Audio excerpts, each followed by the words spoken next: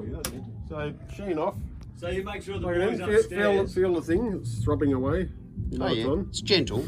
Yeah, but it's on, you can feel it's on. So and it has a warning, don't leave it on. Okay. Oh, you haven't done one of these yet, Angus? Never demagnetized. No. So It's a bit of a two-handed job, this. yeah. It jumps in on the heads and you go, oh fuck, sorry. So basically you want to, everything that touches the tape, you want to demagnetise, and you basically just go in little figure of eights or whatever you want. And the thing that demagnetises is when you pull it away. Nothing else matters. So you want to come in smooth and out smooth. Little figure of eights because it makes you feel good, makes you feel like you're doing something special. But everything that's metal, you'll feel the demag doing something. But you don't want to touch it. Ideally not, but it doesn't really matter. It's got a plastic thing on it. Yeah, that's for when That's where the field is right there, and also out the back there'll be one. But so on the heads, sort of come in. I mean, you can hold it any way that works.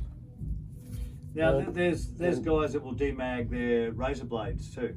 Yeah, that's a really good idea. Okay. So when you do your cuts. So I just suggest figure of eights. Different people have different ideas. It's really, you just want to be smooth. So think of a ballet, and you're halfway there. So I tend to clean the machine and then I'll demag it while it's drying. How often should I demagnetise? Once a week? Yeah, once a week's fine.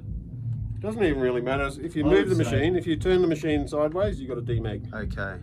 Because it's getting a different field from the earth. Well, I am going to have to move this over here when I track the piano because I don't Every time you move it, you should demag it. Okay. I didn't demag much, you know. I didn't notice much difference, but every now and again I do it. The machine at TAFE wouldn't have moved much. No, never moved. Do you notice a difference after you've demagnetized it, do you? Only if it hasn't been. Okay. You know, like you won't hear any of this, but yeah, basically what it's doing is it's subtly erasing the tape.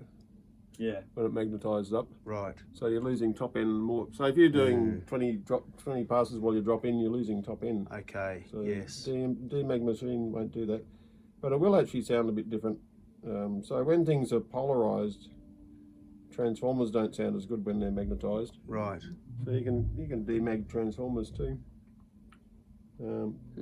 Like I've done it to mic preamps. So it's only this part of the machine you have to demagnetise, nothing down the bottom? No, anything that, just whatever touches the tape. Okay. So I'm going a little bit long here. It doesn't really matter how long you go. Okay. It's all in the pulling away. So what you're doing in here doesn't matter that much as long as it's relatively smooth. Yep. And anything that touches. Do you do the rollers? No. Rollers you won't feel much happening going on there. Okay. Because the rollers, maybe, but not really. Okay. That's it, really. I never noticed anything great from doing that change. You know, like I did it out of procedural purpose, and never went, oh wow, I'm glad I did that. You hear the openness all of a sudden. Well, it will make things more open. One thing is never leave it plugged in because it's going to melt.